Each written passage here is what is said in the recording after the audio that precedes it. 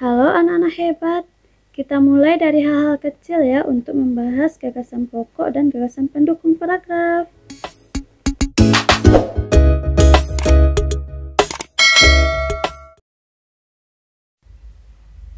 Hai anak-anak hebat, ketemu lagi dengan Bu Ica. Di video kali ini kita akan membahas tentang gagasan pokok dan gagasan pendukung sebuah paragraf. Nah, sebelum itu jangan lupa di like, subscribe channel Bu Ica ya. Terima kasih.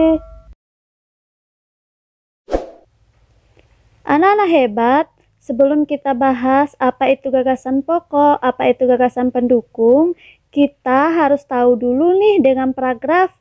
Paragraf adalah kumpulan dari beberapa kalimat dari suatu teks bacaan. Anak-anak hebat, tahukah kamu bahwa paragraf itu biasanya ditandai dengan bagian yang menjorok ke dalam? Contohnya seperti ini. Jika kita menulis sebuah paragraf, kita harus masukkan atau tonjolkan dia ke dalam ya Ananda. Dalam sebuah paragraf itu ada yang namanya gagasan pokok dan gagasan pendukung. Nah, apa itu gagasan pokok? Kita akan bahas ya, serta kita akan bahas juga tentang gagasan pendukung. Simak baik-baik ya. Nah, anak-anak hebat, gagasan pokok itu adalah ide utama yang dibahas dalam suatu bacaan. Dapat berupa kalimat inti atau pokok paragraf. Nah, artinya ide awal atau ide utama dalam suatu paragraf. Itulah yang dinamakan dengan gagasan pokok. Nah, anak-anak hebat, gagasan pokok ini ada istilah lainnya loh, yaitu pokok pikiran, ide pokok, gagasan utama, pikiran pokok, pikiran utama, semua itu sama.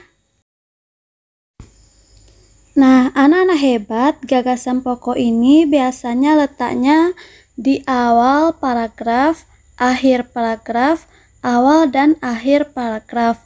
Nanti kita akan membahas soalnya ya. Tapi sebelum membahas soalnya, kita bahas dulu gagasan pendukung. Nah, anak-anak hebat, gagasan pendukung itu adalah informasi tambahan atau uraian secara detail untuk memperjelas gagasan pokok. Gagasan pendukung ditemukan pada kalimat penjelas. Kalimat penjelas biasanya adalah kalimat yang menerangkan suatu paragraf.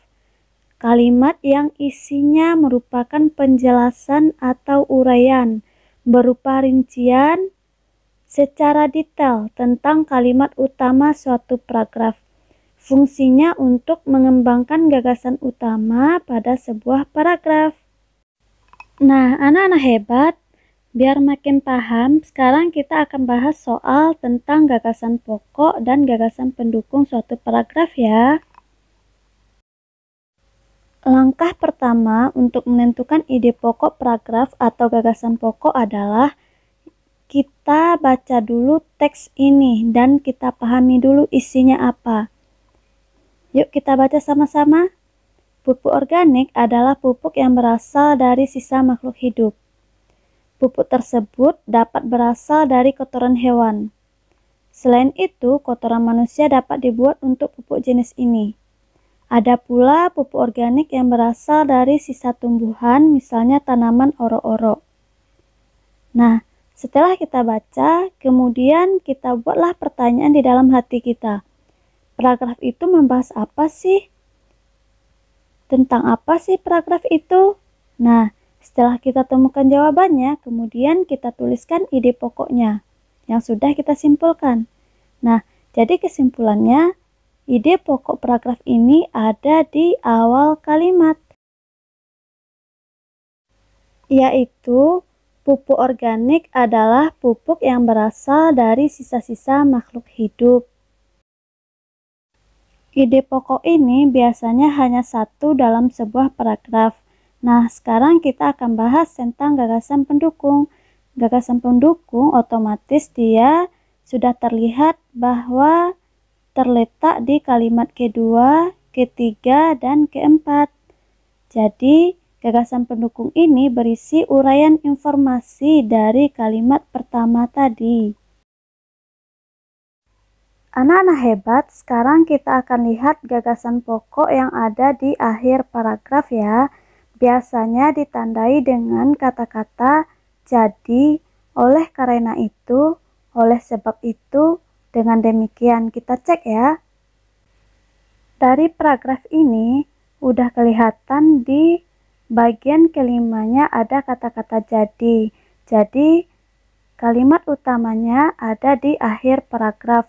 Untuk lebih jelasnya silahkan dibaca ya Ananda.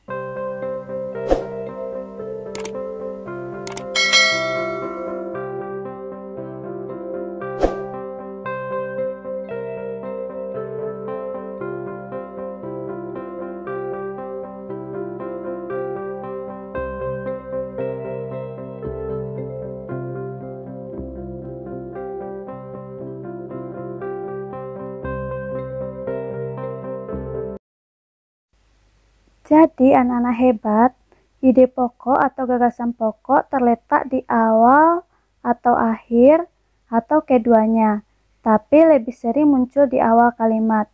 Jika di akhir ditandai dengan kata-kata jadi, oleh sebab itu, dengan demikian, oleh karena itu. Berarti ada penghubung di antara kalimat. Semoga paham ya. Terima kasih ya telah klik video ini.